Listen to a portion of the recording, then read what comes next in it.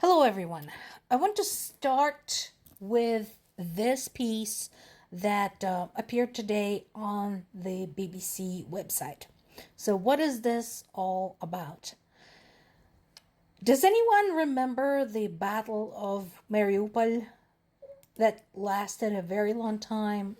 That was earlier in the war, and it took Russians quite some time to finally take it.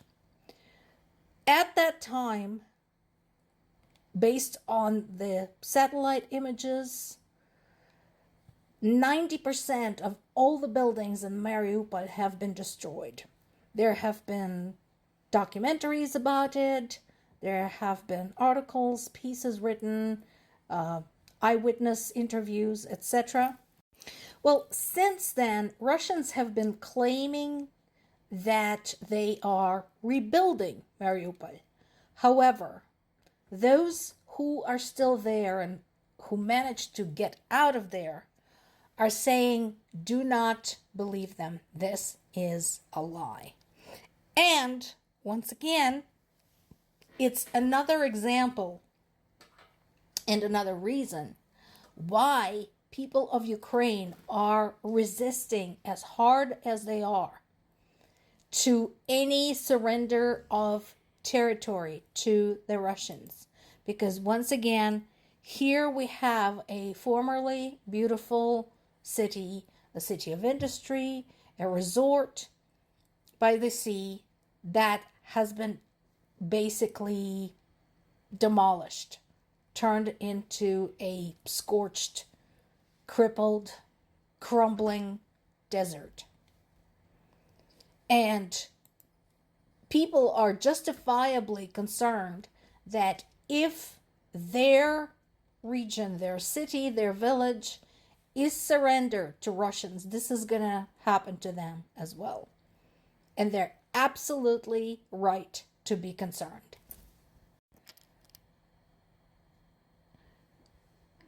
In addition to the destruction, Mariupol's basic infrastructure hasn't been restored either.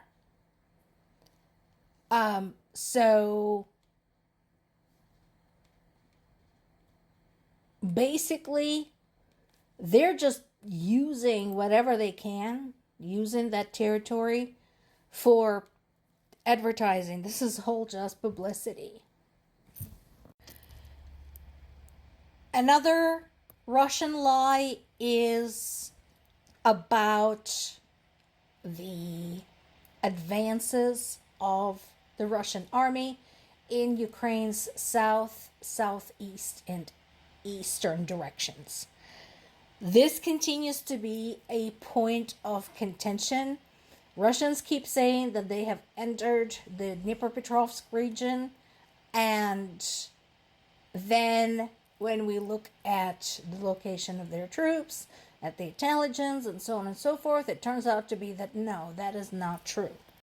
Considering the sheer amount of lies that we have seen from Russia at this point, I tend to believe Ukrainian sources, European sources, when it comes to these statements. That is not to say that it wouldn't be awful if Russians entered Dnipropetrovsk region. That would be horrible. But basically, I think what they're trying to do is undermine the morale among Ukrainian people and Ukrainian troops. They're trying to get them to surrender in advance. And the fact that that's not happening is pissing them off. Ooh, what's going on? Once again, there are problems at the Crimean Bridge, which once again had to be closed on June 29th, yesterday, following reports of some military actions in the area. And again, this is one of those things that drives Putin nuts. The Crimean Bridge, or the Kerch Bridge, as it's also known, is his pet project. That's his baby. So anytime it's rendered worthless. That is a hit against Russian government and Russian military, because at this time, the bridge is one of the vitally important, crucial ways for Russians to transport military equipment and troops into Crimea, which they use to bomb Ukraine.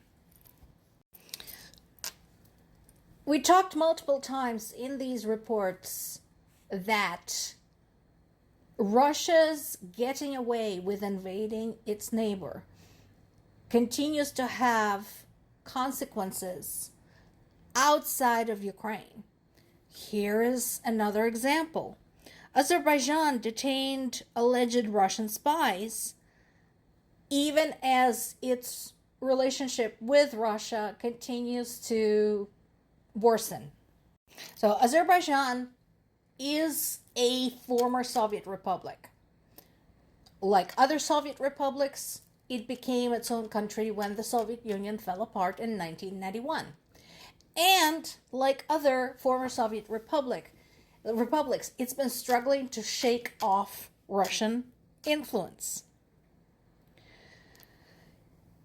Igor Kartavych and Yevgeny Belousov, both posing as Russian journalists, have been detained in Azerbaijan capital Baku.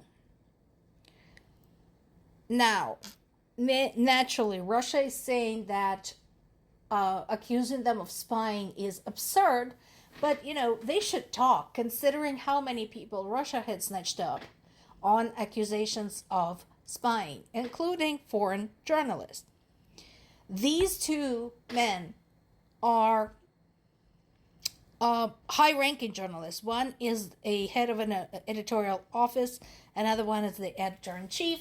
So they would have connections and they would have some considerable skill at building networks and gathering information. We don't know yet whether they truly are spies, but it wouldn't surprise me. Wouldn't be the first time.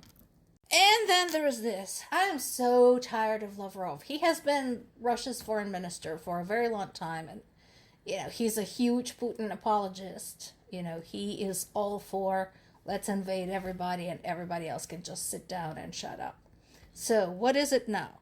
Well, he has a problem with NATO's defense spending. He says it would lead to the collapse of alliance. Okay, and